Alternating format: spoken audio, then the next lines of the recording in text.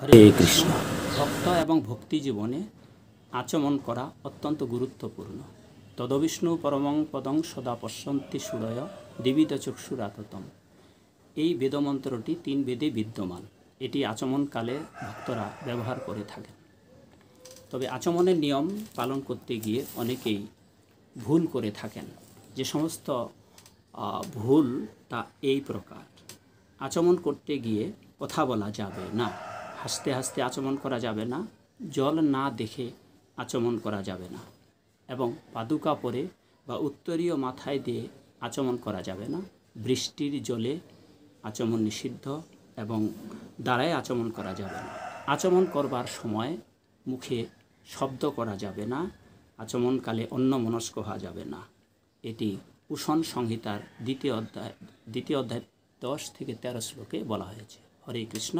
জয় শ্রী প্রভু।